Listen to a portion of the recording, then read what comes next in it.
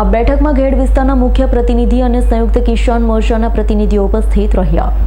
આજે ઘેડ વિકાસ સમિતિની બેઠક ઘેડ બાલાગામ ખાતે યોજાઈ હતી. આ બેઠકમાં ઘેડ વિસ્તારના મુખ્ય પ્રતિનિધિ અને સંયુક્ત કિસાન મોરચાના પ્રતિનિધિઓ ઉપસ્થિત રહ્યા હતા. ઘેડ વિકાસ સમિતિએ આજે મુખ્ય 11 ઠરાવ પસાર કર્યા છે. ઘેડના વિકાસ માટે 180 કરોડ, 450 કરોડ મનસુખ માંડવિયા, 5 કરોડ જૂનાગઢ કલેક્ટર, 170 કરોડ, 1500 કરોડ અર્જુન મોઢવાડિયાએ આંકડાઓ જાહેર કર્યા છે. તે પૈકી સાચો આંકડો કયો તે સરકાર જાહેર કરે. ઉપરોક્ત 5 આંકડાઓ સરકાર ક્યાંથી લાવ્યા, આંકડાઓ કેવી રીતે આવ્યા તે જાહેર કરવામાં આવે. ઘેડ વિકાસ સમિતિની પહેલાથી એક જ માંગણી છે કે સરકાર ઘેડના પ્રાણ પ્રશ્નો કેવી રીતે ઉકેલશે તેનું એક્શન પ્લાન જાહેર કરે. તે માંગ પર આજે અમે અડગ છીએ. અમે ઘેડ વિસ્તારના લોકો આંકડાઓની માયાજાળમાં ફસવા નથી માંગતા. સરકાર એક્શન પ્લાન જાહેર કરે તેવી અમારી માંગણી છે. સરકાર એક્શન પ્લાન જાહેર કરે. કેટલીક નદીઓ ક્યાં ક્યાં ઊંડી પહોળી કરવાની છે. કેટલાક ખેડૂતોના કૂવા, બોર, જમીન, મકાન કપાતમાં જાય છે. ખેડૂતોની જમીન, મકાન, બોર, કૂવાના સંપાદન બદલ તેમને કેટલું અને કેવી રીતે વળતર આપવામાં આવશે. ખેડૂતોની જમીન, મકાન, બોર, કૂવા સંપાદન થાય છે. તેમનું સંપાદન 2013ના કેન્દ્ર સરકારના જમીન સંપાદન કાયદા મુજબ બજાર ભાવના 4 ગણા મુજબ વળતર આપવામાં આવે. સાંસદ મનસુખભાઈ માંડવિયાએ કહ્યું હતું 2 મહિના, 3જો મહિનો મારો. હવે આ બધા સમય પૂરો થયો છે. મનસુખભાઈ જવાબ આપે ક્યારે તમે નદીઓમાં કામ કરવા માંગો છો.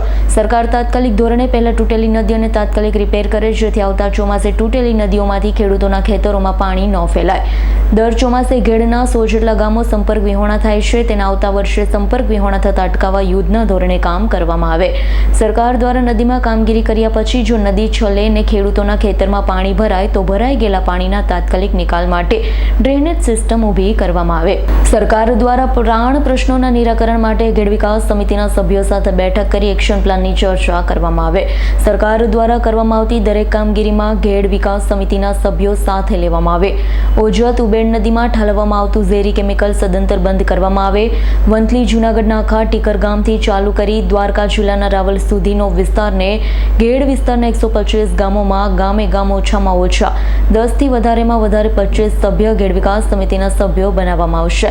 સરકાર એક્શન પ્લાન જાહેર કરે. ટૂંકા ગાળામાં જે તાત્કાલિક કામ કરવાના છે ઠરાવ 4, 5, 6 અને 8 ચોમાસા પહેલા કરવામાં આવે. જો એ કરવામાં નહીં આવે તો 3 મહિના પછી ઘેડ વિકાસ સમિતિ સરકાર સામે ગાંધી ચિંધ્યા માર્ગે લડત કરીશું.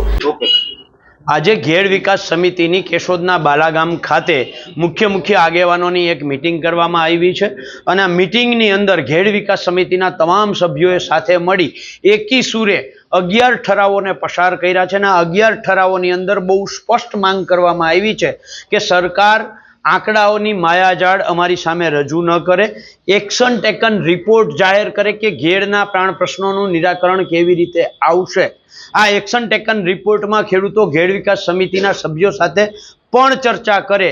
ખાસ મહત્વનું, ચાલુ વર્ષે જે આવતું ચોમાસું છે ત્યાં સુધીમાં જે તૂટેલી નદીઓ છે એને તાત્કાલિક રિપેર કરવામાં આવે.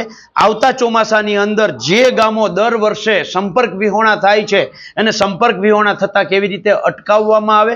સરકાર આના ઉપર તાત્કાલિક એક્શનમાં આવે અને અમે સરકારને નમ્ર અનુરોધ કરીએ છીએ કે આ આંકડાઓથી પેટ ભરાવાનું નથી. આનાથી ઘેડના પ્રશ્નોનું નિરાકરણ થવાનું નથી.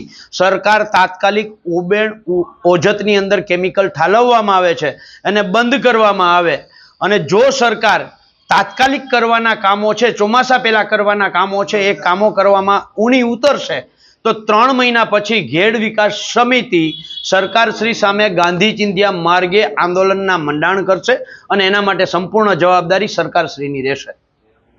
રાવલિયા મધુનો રિપોર્ટ, આજ9 ન્યૂઝ, કેશોદ. અમારી તમામ માહિતીથી અપડેટ રહેવા માટે જોડાયેલા રહો S9 ન્યૂઝ સાથે.